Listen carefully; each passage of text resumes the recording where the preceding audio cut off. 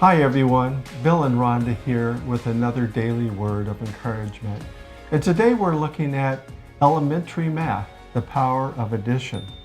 Ecclesiastes 4:9 says that two are better than one. And 4:10 reads, "For if either of them falls, the one will lift up his companion. But woe to the one who falls when there is not another to lift him up." We saw this in living color on our recent trip to Northern California. As we were driving up, it was a little bit of a gloomy, rainy day. And along the road, 3 different times, I saw these really old, beautiful, strong-looking oak trees that had toppled over, and they were laying on the ground, just laying there.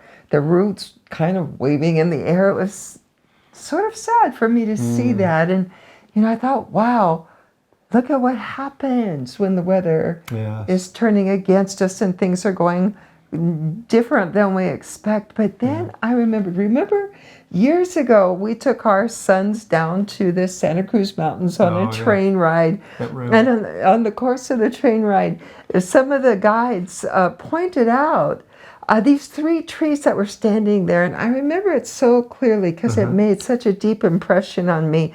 2 of them were standing tall and strong, these redwood trees.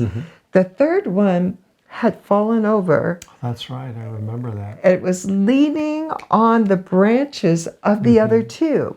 And the guides explained it to us. They said there had been a terrible, terrible storm that had come through their area, and the one tree simply couldn't continue to stand any longer, and it fell over. But its companions refused to allow it to give up.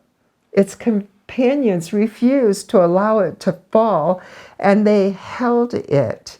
And it took some time, but eventually that tree began to develop more roots that grew down into the ground. It always grew at an angle, but it grew strong and healthy and whole again.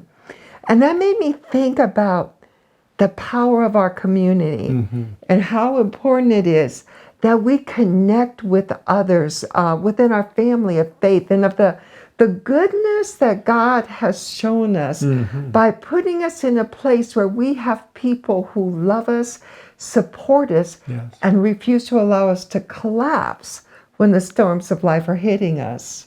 Yes, that's right. And Ecclesiastes 4:11 through 12 continues with Solomon saying that together can, 2 people together can keep each other warm. And that they can resist an attack together with much more effectiveness.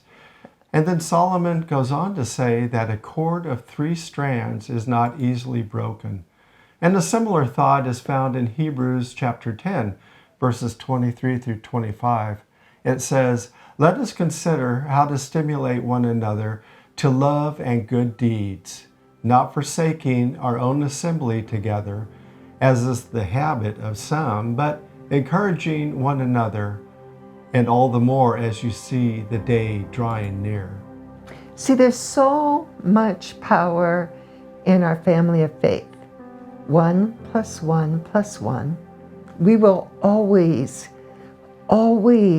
be better together. We will always stand stronger when we can lean on each other. We will always emerge out of that place of difficulty and pain if we continue to lean into our community. Yes. And then to make matters even better, the Lord promised us that wherever 2 or 3 are gathered in His name, He is right there in the middle of us. Yes. This week leading up to Easter, I encourage you, plug in, connect with your family of faith, whether it's virtually or in person, if it's calling up your friends, if it's writing someone a letter or sending a card. We are a family together, and together we will always be better. Yes, I like that. This togetherness is something that a lot of us have trouble with, but once we open up our heart to it, into the scriptures that call for it, it really is amazing. It really is. That's all I can say. Well, thanks, guys, for listening to this daily word of encouragement into our hearts. And please, as always, be blessed and have a great day. God bless God you. bless you now. Bye-bye.